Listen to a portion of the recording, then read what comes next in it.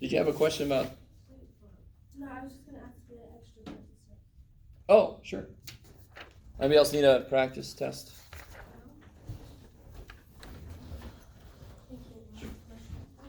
All right. So number 5.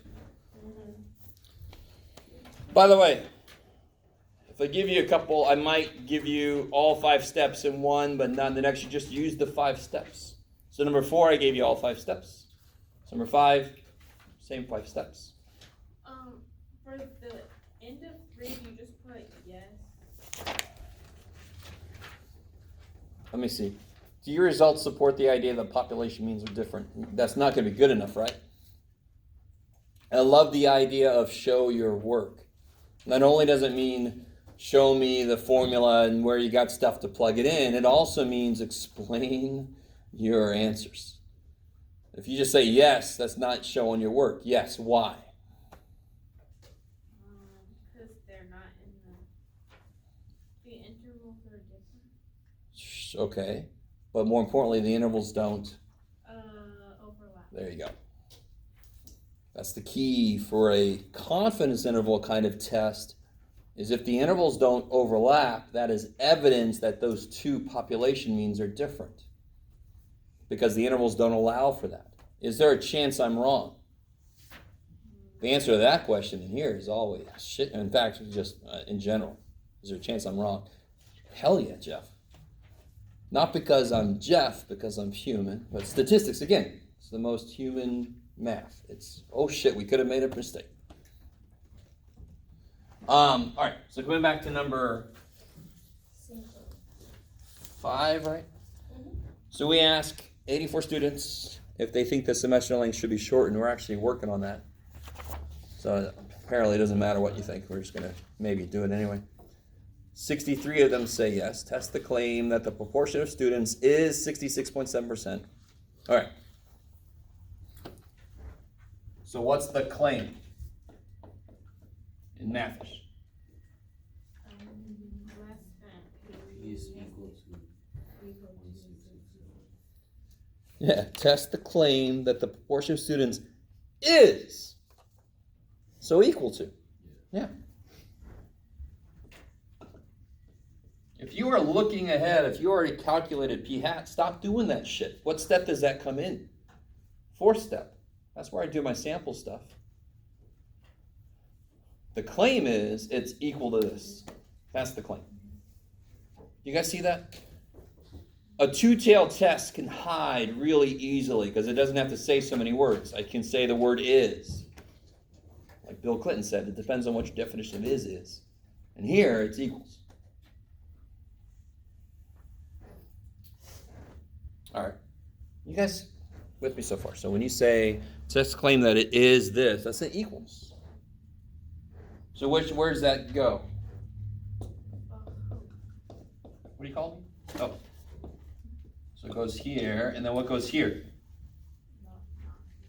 Not equal to. It's crazy, because that's the opposite. So how many tail tests will this be? Or, sorry, you said 2 tail tests.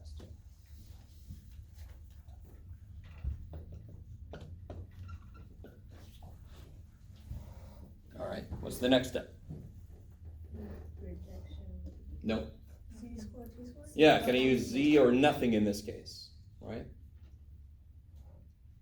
Why is it Z or nothing? Because this is a percentage problem. I love it.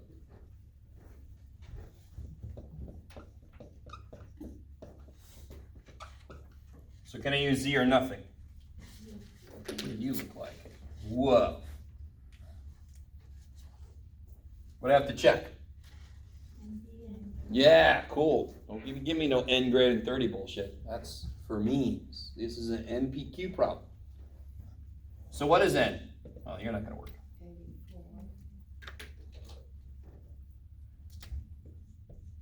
Ooh. What's N, sorry? 84. What's P?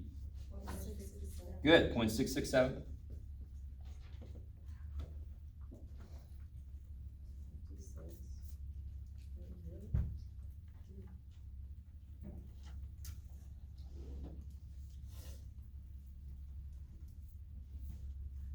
Is that 56? Yeah. Yeah.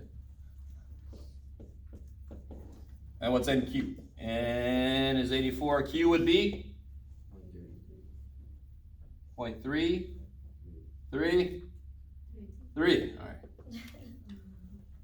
And that, of course, is going to be 28. 27.972. So 28. I like it.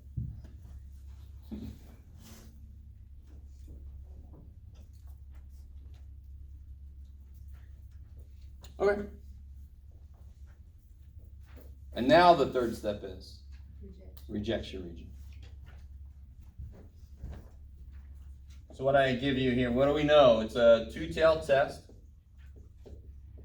We're allowed to do something, so use z-scores, right? What's alpha? 0.02.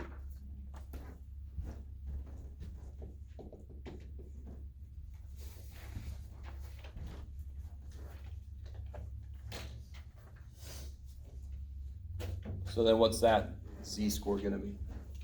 2.374. No. Where'd you get that from? I used the t-score.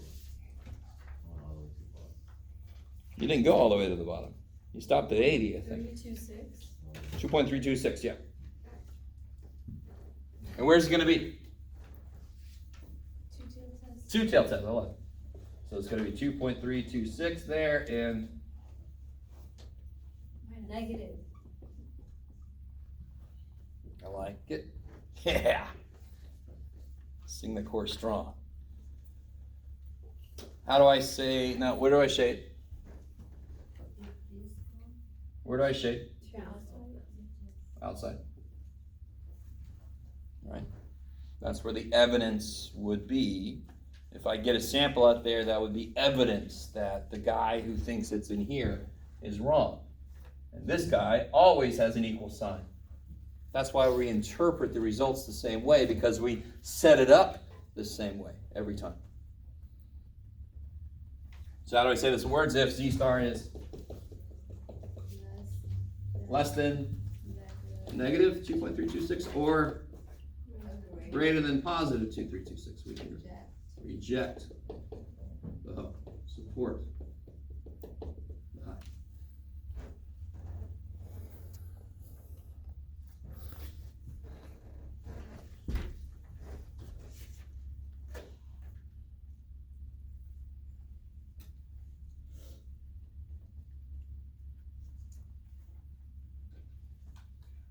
So now we've set up the conditions for how we can tell if there's enough evidence. So then we go see, did we get enough evidence? I really want this to make sense. Before you do any data analysis or something, you want to ahead of time know what it is you're kind of looking for. What is it that's going to tell you something? So now we just do the sample. What do you know for the sample? What's p hat?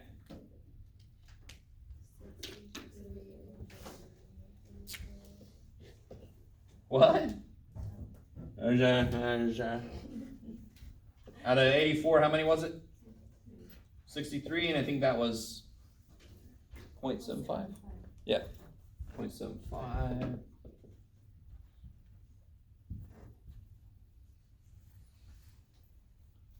And now, so now you got everything you need. Z star is my stuff minus the supposed middle divided by the square root of what goes in there. Yeah, what's P and Q?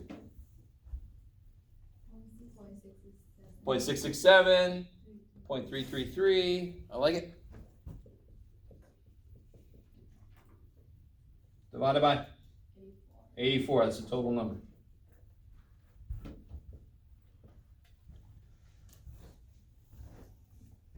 So I know how far away I have to get, and now I'm just seeing how far away we got.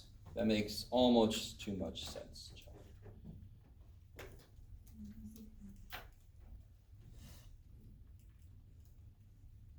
Some of you guys are like, you don't know what the word sense means, John. Yes, I do. It's too beautiful. What do you guys get for that? Anybody got that? What did I get? What did you get? Sorry?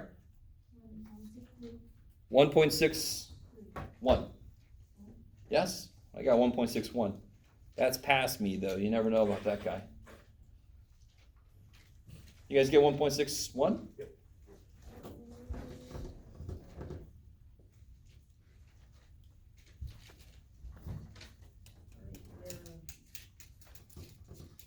You guys doing all right out there? I'm not saying it's an automatic red flag, but if you get a Z-star of 20 or something like that, that's very, very unlikely. I'm not saying it's impossible, but I normally would not do that to you because that's kind of, holy shit. That's like a 50-foot dude. 20 Z-score, holy shit. So what does that mean? Yeah, we didn't make it far enough, did we? We only made it like right here. We didn't make it far enough. We suck. So what can I say right there? Just really short. Fail to reject the null. And so it also means fail to support the high. I like it. I didn't ask this in this problem, but if I ask for the p-value, can you find it? Yeah. I'll remind you, it's a two-tailed test.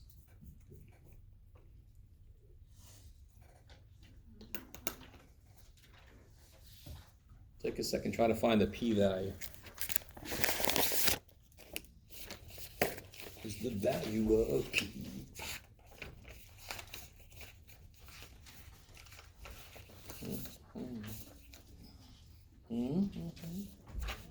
Let's see.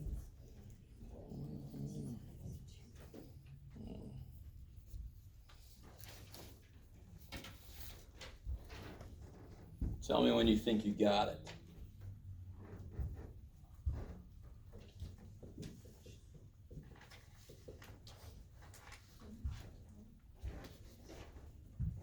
Point 1076. 107. I mean 4. 4. Okay.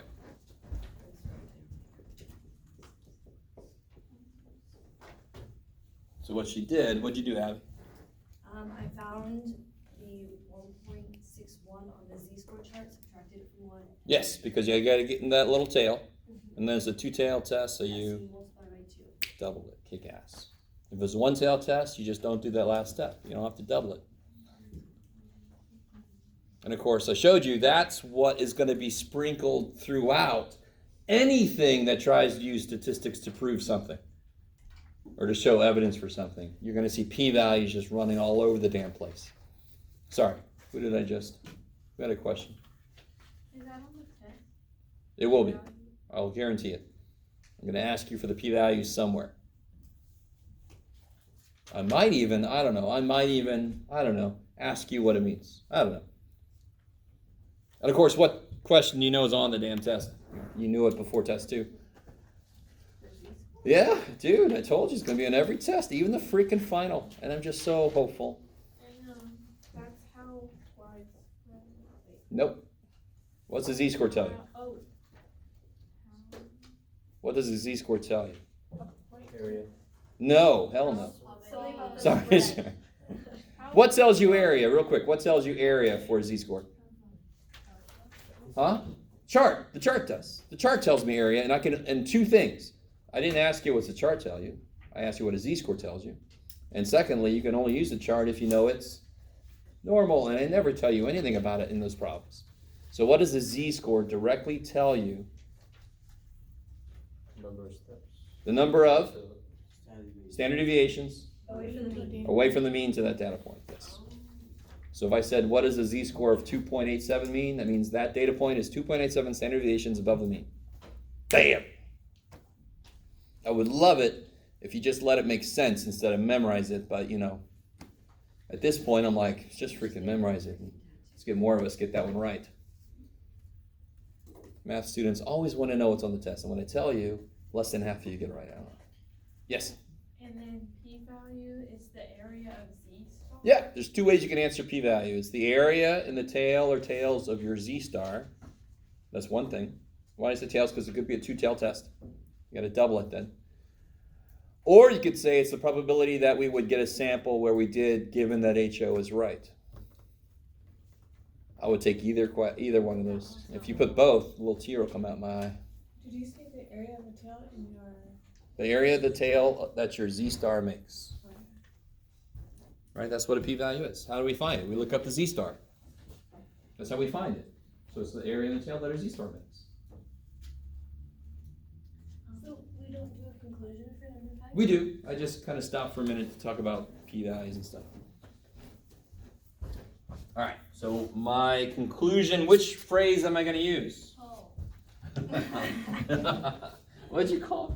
Yeah, the claim was the hoe. This is the part that really kind of, well, there's a lot of parts that drive me crazy, but there's no guessing about which word to use. The claim was the null. I'm going to use the phrase that relates to that. I got to answer my question in terms of what the claim was. How'd my claim do? Here's what the other guy. No, my claim. I made a claim. What happened to my claim? So then how do I expand that for the conclusion? Yeah, sorry? We have not found. And those of you that say we have found, no, stop. We have not found evidence. Not we have found insufficient, and no, come on. We have not found sufficient evidence. Not efficient either. That doesn't make sense there. We have not found sufficient evidence to what?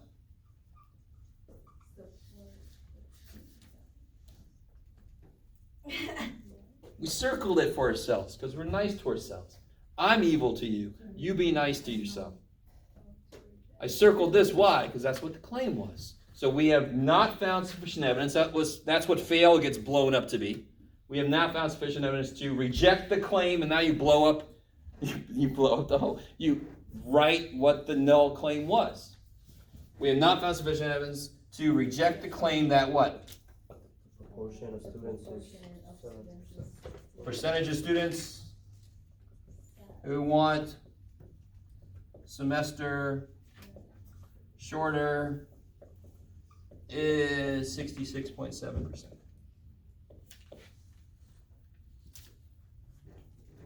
So we sure as hell didn't prove that it is 66.7%. We just didn't find enough evidence to say that it ain't.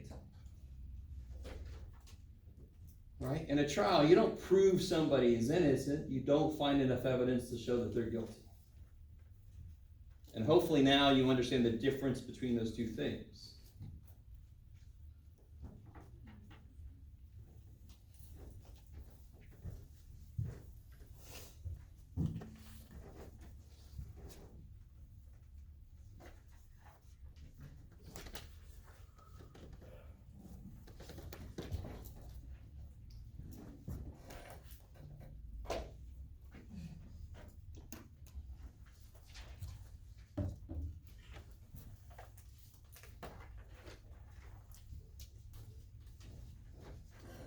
Every now and again, you guys have an expression that you look like you just ate something real bad.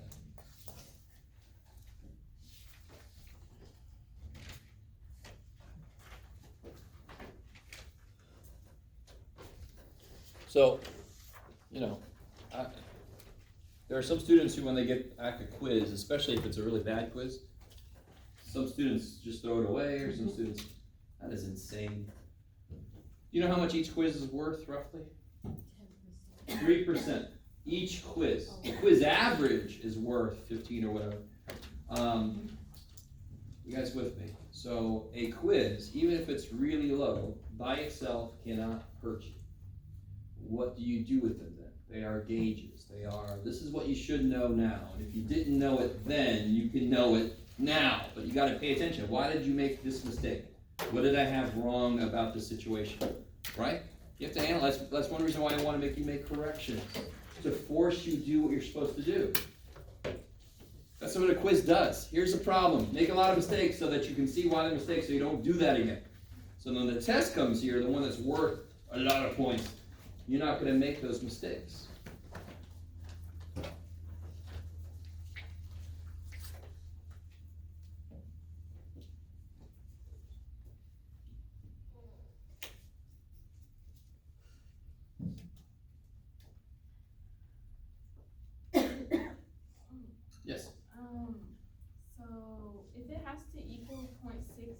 then how come the z-star can be greater or less?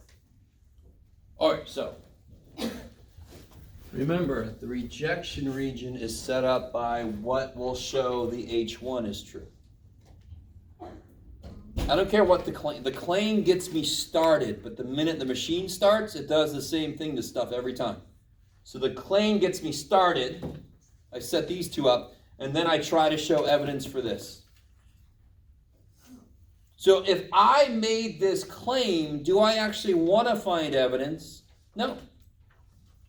I made the claim that it is this. I don't want to reject that then. Do you see what I'm saying? Does that change anything about what we do? No. Nope. Nothing changes about what we do. Right? What is it that I can always show evidence for? The high. So since this guy thinks it is this, I've got to show that it looks like it ain't that. And ain't that means bigger or smaller. And at this point, we all know that the p hat I got was definitely bigger, right? 75% is way bigger than 66.7%. But it isn't just that. It's got to be bigger enough. It's just a poor little sample. It's actually a very small sample, 84. But it's got to be so much bigger that it's evidence that the real percentage is bigger. And did we make it? No. Does it end up that we're happy about that? Yeah, because our claim, we didn't kill it. We didn't kill our claim. So, hey, that's awesome. But again, I've said this before. That's how science works. I think this. Let me try to disprove that. That's how it works. Yeah. So type 1 and type 2 errors, they're kind of confusing. So what a type 1 error is the shorter phrase. Reject a true null. So I mean, it sounds very formal, the language, right? But if I can say HO is wrong or I can say HO looks right, how could I make a mistake? Well, I could say HO is wrong when it's really right. That's type 1. I think the hoe is wrong when it's really right. That's type 1. Type 2 is I think the null is right when in reality it's wrong. I mean, it's almost too nice to. That's the only way I can make mistakes. Because we never know what the reality is. We don't. All we have are claims, and then we collect evidence to see if it supports the claim or not. Wait, type 2 is the null. Yeah, we fail to reject a true, we fail to reject a false null. So we fail to say the null is wrong, even though it is wrong. And the type 1 is, we think the null is wrong when it actually is right. So in this case, a type 1 error would mean that this is true, but we reject it. And type 1 error would be that in reality this is true, but we reject it. We would not, what's the type of error we could have made a type 2 error? We could have failed to reject this when in reality it isn't that. That would have been a type 2 error. That's the kind of error we could have made. Because we failed to reject the null. If I didn't find evidence the null was wrong, when would I be wrong if the null was wrong? We didn't find enough evidence to say that guy was wrong. When would that be a mistake? If that guy was wrong. That's all the types of errors say.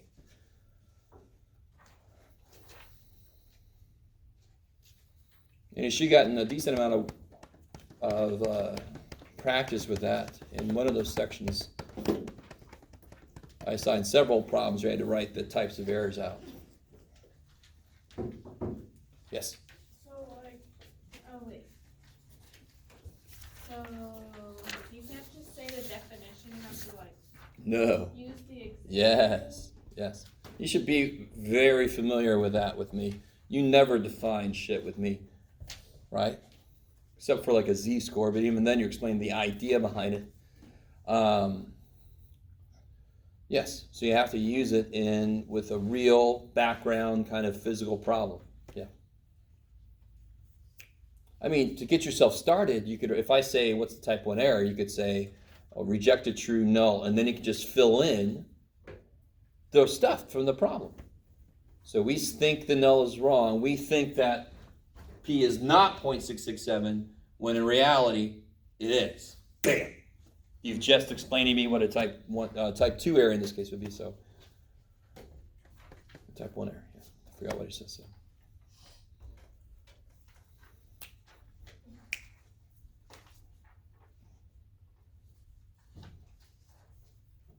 Every time we use t-score, we have to use degree of freedom, right? Yeah, degrees of freedom are what tell you where to stop to get the t-score. Yes.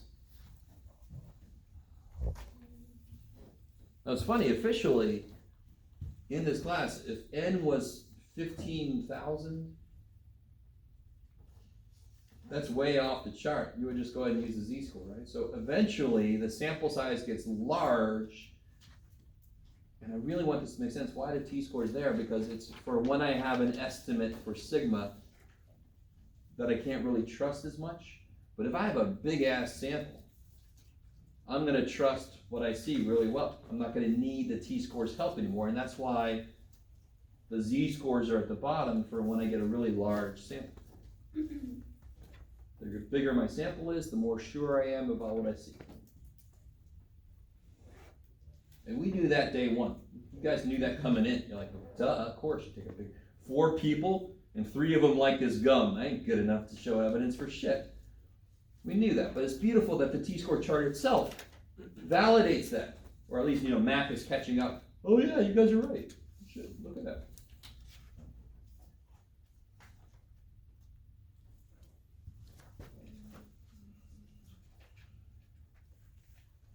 I want to ask you guys something real quick. I'm not going to get political. Anybody paying any attention to the impeachment hearings? Anybody? Are you guys purposefully not even trying to watch? Do you guys know about, like, for example, and again, I'm not saying about innocence or guilt or any of that shit. And you should already know my politics, but I'm not trying to put anything. You guys know about, like, Watergate, right? And that was the name of the hotel where there were tapes and all that stuff, and Nixon on the crook and all that. So if people were alive then, you would hope that they would be, oh yeah, I was around then. I remember seeing this and this. So later down the road, 30 years from now, and you're going to be like, oh yeah, I didn't really pay attention to that shit, that really important historical stuff. I was living through it. It doesn't make any damn sense. So I don't care about what your political ideology is. Whichever side you're on, you should watch. You should see what the hell's going on. Don't just zone out. Shit. Right? Anyway, sorry. And that kind of deals with this. This is all about collecting enough evidence and so forth, and you come to it with your own requirements of what enough evidence is. But if you just don't even watch, then you shouldn't talk about it. Because you have nothing to base anything you're going to say on at all. You don't watch it. You're like, that's fine with me. I don't want to talk about it either. Should be interested in this.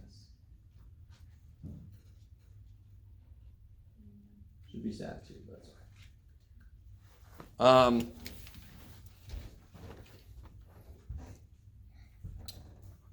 Anything else? Or else I'm just going to talk about weird stuff. I did have, oh yeah, let me do my one thing. Let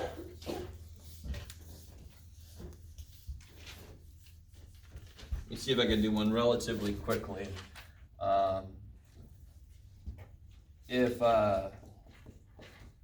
Z is 1.645 and sigma is 4 and n is 60, right? And let's say x bar is, doesn't really matter, 12.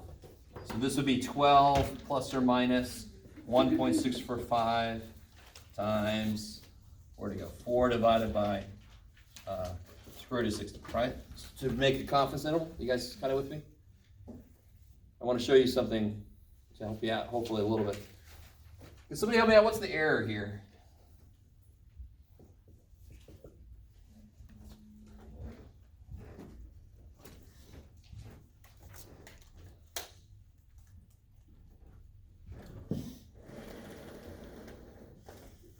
This thing has come out a bit. 0.6 8494? 8495. That sounds about right. 8495. All right, blah, blah, blah. I don't even give a shit about the rest of this.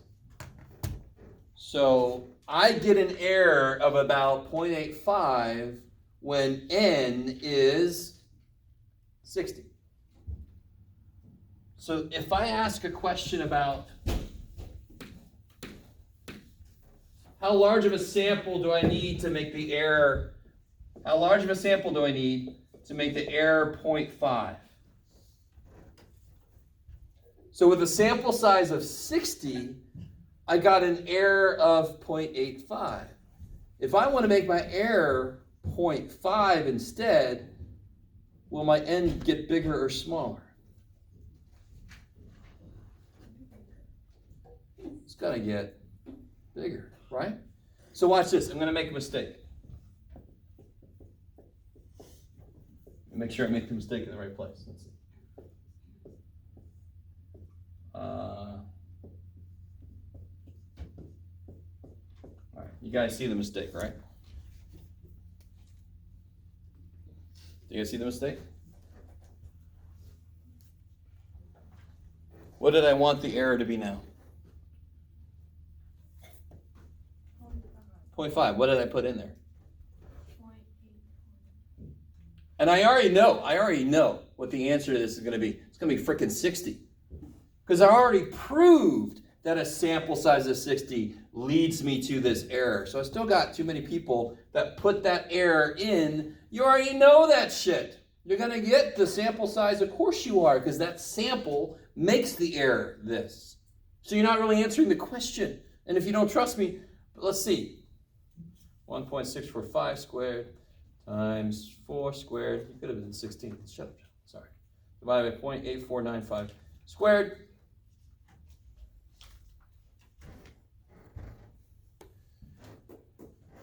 Who's playing along with me? Nobody? You're all like, just get done with your shit, Jeff.